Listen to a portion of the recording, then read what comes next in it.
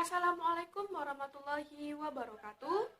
Baiklah, berjumpa lagi dengan Ibu. Di sini Ibu akan menjelaskan materi kita pada hari ini mengenai organ gerak hewan dan manusia. Nah, semoga anak-anak Ibu di rumah selalu diberikan kesehatan ya. Kita harus menjaga kesehatan tubuh kita di masa pandemi COVID ini. Nah, jangan lupa untuk sarapan untuk memulai hari-harimu. Kemudian minum air putih sebanyak mungkin agar tubuh tetap fit, olahraga secukupnya, kemudian tidur secukupnya. Baik, Ibu akan langsung saja menjelaskan materi kita pada hari ini yang berkenaan mengenai organ gerak hewan dan manusia. Nah, sebelum itu Ibu di sini akan berbagi cerita nih sedikit kepada anak-anak Ibu semua, di mana cerita ini ada kaitannya pada pembelajaran kita hari ini. Yuk, mari didengarkan dengan seksama ya. Ibu akan memulai. Hari Minggu adalah hari libur sekolah. Namun demikian, menurut Edo, hari Minggu bukanlah hari yang harus dilewatkan begitu saja. Sejumlah rencana telah dia persiapkan, mulai dari membeli buku, hingga pergi ke kandang kelinci. Dari sejumlah rencana tersebut, Edo lebih memilih untuk pergi ke kandang kelinci. Nah, di sini siapa sih yang tidak tahu kelinci itu seperti apa? Tentu anak-anak Ibu semua di rumah sudah tahu ya, seperti apa sih bentuk kelinci itu. Nah, Ibu akan melanjutkan. Setelah membantu Ibu membersihkan rumah, Edo pamit untuk berkunjung ke rumah Pak Rudi. Pak Rudi adalah peternak kelinci yang sukses di kampungnya. Nah, Pak Rudi ini merupakan tetangga Edo, tetangga satu kampung yang sukses akan ternak kelincinya. Kandang kelincinya sangat luas, terletak di perkarangan belakang rumah. Kemudian, Pak Rudi sedang sarapan di serambi belakang rumah, dekat kandang kelinci. Serambi itu terbuka sehingga pemandangannya sangat luas. Udara pagi juga dapat leluasa masuk. Selesai sarapan, Pak Rudi mengajak Edo untuk melihat-lihat kandang kelincinya. Edo senang sekali. Dia melihat kelinci meloncat-loncat, saling kejar-mengejar. Kemudian, terjadilah percakapan antara Pak Rudi dan Edo. Pak Rudi berkata, "Kamu terlihat senang sekali, Edo." Nah, benar Pak Rudi, saya senang memperhatikan kelinci-kelinci yang lincah meloncat ke sana kemari, kata Edo.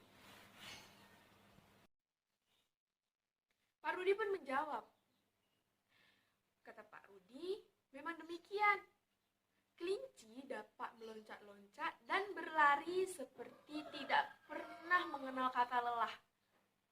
Karena kelinci memiliki organ gerak yang kuat. Nah, ini ada kaitannya pada pembelajaran kita kali ini mengenai organ gerak pada hewan dan manusia. Nah, apa sih organ gerak itu? Kita akan membahas sekarang mengenai organ gerak manusia dan hewan. Nah, salah satu ciri dari makhluk hidup adalah bergerak. Secara umum, gerak dapat diartikan berpindah atau perubahan posisi sebagian atau seluruh bagian dari tubuh. Nah, makhluk hidup akan bergerak apabila ada rangsangan yang mengenai sebagian atau seluruh bagian tubuhnya. Gerak pada manusia dan hewan menggunakan organ gerak yang tersusun dalam sistem gerak. Organ gerak berguna untuk berjalan, berlari, meloncat, berenang, dan sebagainya. Nah, pasti di sini anak-anak ibu semua di rumah senang berlari-lari kan? Bermain loncat tali. Nah, itu semua merupakan contoh dari organ gerak pada tubuh kita itu berfungsi. Nah, pada saat kita berlari, meloncat, itu disebut dengan organ gerak. Nah, kemudian organ gerak pada manusia dan hewan itu memiliki kesamaan. Alat-alat gerak yang digunakan pada manusia dan hewan itu ada dua macam. Yang pertama adalah alat gerak pasif dan yang kedua adalah alat gerak aktif. Nah, apa sih alat gerak aktif dan alat gerak pasif itu? Perhatikan dengan seksama penjelasan ibu. Nah, tulang disebut sebagai alat gerak pasif. Mengapa? Karena tulang tidak dapat bergerak dengan sendirinya tanpa adanya alat gerak aktif yang mempengaruhi tulang, maka tulang-tulang pada manusia dan hewan akan diam dan tidak akan bergerak. Tidak dapat membentuk apa yang seharusnya dibentuk dalam alat pergerakan yang sesungguhnya. Walaupun merupakan alat gerak pasif, nah, akan tetapi tulang mempunyai peranan yang besar dalam sistem gerak manusia dan hewan. Nah, sebelum kita memasuki pada alat gerak aktif, perlu kita ketahui bahwasannya kedua alat gerak ini akan bekerja sama dalam melakukan pergerakan, yaitu antara alat gerak aktif dan alat gerak pasif itu akan melakukan kerjasama antara satu dengan yang lainnya. Di mana antara satu dengan yang lainnya yaitu alat gerak aktif dan alat gerak pasif ini sama-sama saling membutuhkan satu sama lain. Dan kerjasama antara kedua alat gerak ini membentuk suatu sistem yang disebut adalah sistem gerak. Nah, kemudian kita akan lanjut pada alat gerak aktif. Alat gerak aktif ini adalah otot. Nah, tadi alat gerak pasif adalah tulang ya, anak-anak. Dan sekarang alat gerak aktif itu adalah otot. Perlu kita pahami dan kita ketahui dahulu. Alat gerak aktif adalah otot dan alat gerak pasif adalah tulang. Jangan sampai lupa ya. Nah, kita akan lanjut. Yang tadi adalah alat gerak aktif, yaitu otot. Nah, otot disebut alat gerak aktif. Mengapa? Karena otot memiliki suatu senyawa kimia yang membuatnya dapat bergerak. Pada saat otot yang menempel pada tulang bergerak, otot tersebut akan membuat tulang bergerak. Nah, ini merupakan penjelasan bagaimana antara otot dan tulang itu saling bekerja sama dalam sistem gerak pada hewan maupun manusia. Nah, selanjutnya adalah perbedaan vertebrata dan avertebrata. Bagaimana perbedaan antara keduanya? Kita akan membahas dari pengertiannya terlebih dahulu. Apakah di sini anak-anak ibu semua yang ada di rumah sudah tahu perbedaan dari vertebrata dan avertebrata? Nah, jika kalian belum memahami mengenai perbedaan keduanya, ibu di sini akan menjelaskan. Semoga kalian semua di rumah dapat memahami penjelasan dari ibu. Yang pertama, pengertiannya. Apa sih itu? Yang pertama, vertebrata. Apa itu vertebrata? Vertebrata merupakan kelompok hewan yang memiliki tulang belakang. Nah, sekali lagi ibu tekankan, vertebrata adalah kelompok hewan yang memiliki tulang belakang. Disebut juga adalah tulang punggung. Nah, tulang punggung ini merupakan bagian dari kerangka internal yang dimiliki oleh vertebrata. Kelompok terbesar vertebrata. Nah, apa saja sih kelompok terbesar dalam vertebrata ini? Yaitu aves, mamalia, pisces, amfibi, dan reptil. Aves itu merupakan golongan seperti hewan unggas, seperti halnya itik, bebek, angsa, ayam, dan sebagainya. Kemudian mamalia. Nah, mamalia adalah hewan menyusui. Seperti contohnya sapi, kemudian kambing, dan hewan-hewan menyusui lainnya. Kemudian Pisces adalah ikan. Ikan merupakan golongan dari kelompok vertebrata, hewan vertebrata, yaitu hewan yang memiliki tulang punggung ataupun tulang belakang.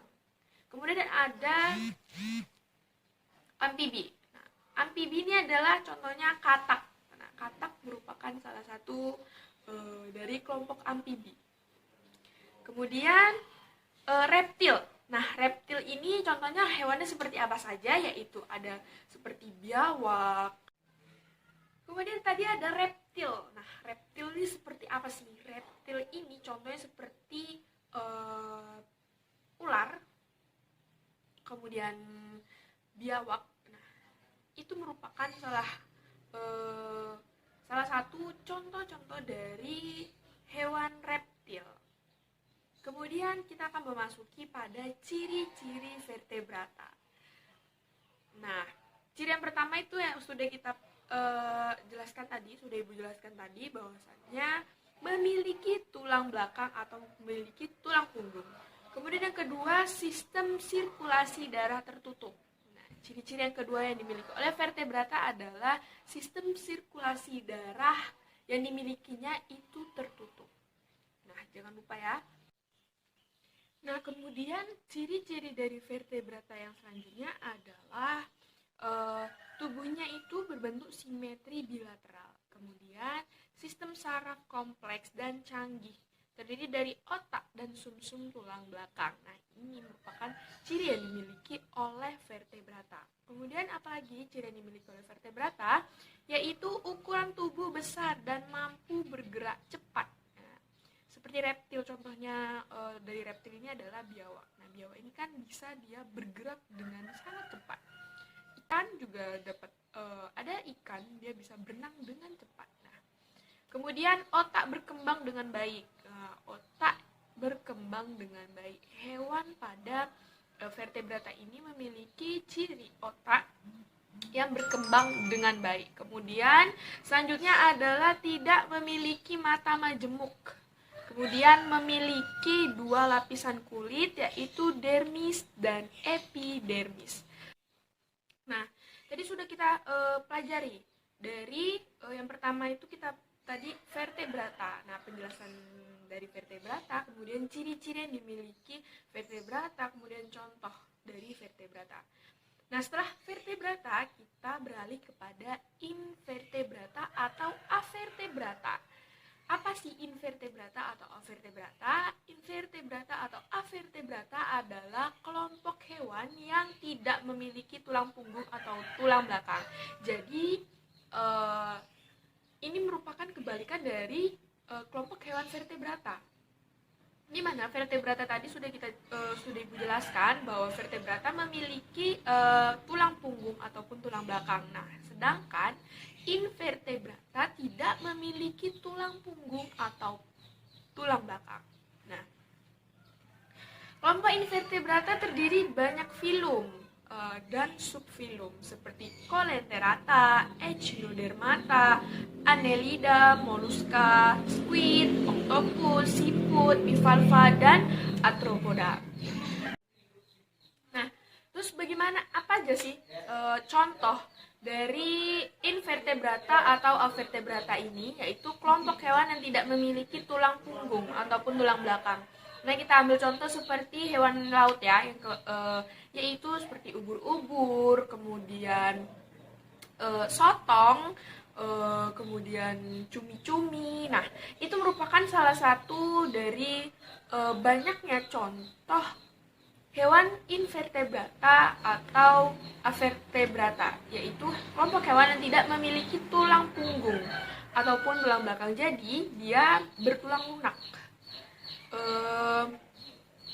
Seperti kita ketahui, ubur-ubur itu tidak memiliki tulang punggung ataupun tulang belakang, tapi dia lunak.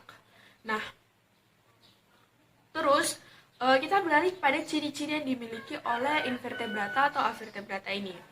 Apa saja sih ciri-cirinya? Yang pertama adalah tidak memiliki tulang punggung. Nah, sudah Ibu jelaskan tadi bahwa ciri-ciri bahwasannya invertebrata atau avertebrata itu merupakan kelompok hewan yang tidak memiliki tulang punggung ataupun tulang belakang. Nah, kemudian ciri-ciri yang kedua adalah tubuh simetri radial atau simetri bilateral. Kemudian sistem sirkulasi darah terbuka. Kemudian sistem saraf masih sederhana atau primitif. Kemudian tidak memiliki dinding sel dan multiseluler. Ukuran tubuh kecil dan bergerak lambat. Nah, ini sudah Ibu jelaskan juga tadi ciri-ciri dari vertebrata. Nah, kalau vertebrata itu bergerak cepat. Nah, jika vertebrata bergerak cepat, maka invertebrata atau avertebrata itu bergerak dengan lambat. Kemudian parasit atau heterotrof. Kemudian memiliki mata majemuk. Contohnya cacing pipih, arthropoda, ubur-ubur, dan serangga. Nah, bergerak lambat. Kita bisa ambil contoh yaitu cacing. Nah, kita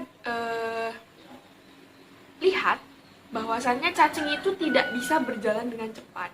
Pasti dia akan berjalan dengan lambat. Kemudian apalagi hewan yang berjalan dengan lambat, nah, yaitu seperti siput. Nah, siput itu merupakan avertebrata, yaitu kelompok hewan yang tidak memiliki tulang punggung ataupun tulang belakang. Nah, itu tadi penjelasan mengenai organ gerak pada hewan dan manusia serta perbedaan vertebrata dan avertebrata. Buat sebuah model sederhana alat gerak hewan dan manusia. Nah, apa saja alat-alat yang digunakan? Yang pertama ini ada solasi, kemudian ada gunting, kemudian ada lidi, kemudian ada lem, pena, dan gambar dari alat gerak hewan dan manusia. Nah, di sini saya memiliki kelompok atau anak yang akan memperagakan model gerak yang akan kami buat. Nah, jadi di sini saya akan memperkenalkan anak-anak yang akan membuat sebuah model alat gerak hewan dan manusia. Nama saya Naura, nama saya Aini, nama saya Hasan, nama saya Irfan. Oke, baik. Di sini kami akan membuat lembar kerja peserta didik mengenai model alat gerak hewan dan manusia. Nah, di sini kan bagi dua kelompok. Ini kelompok 1, ini kelompok 2. Nah, ini dibaca dahulu LKPD-nya, kemudian baru dikerjakan.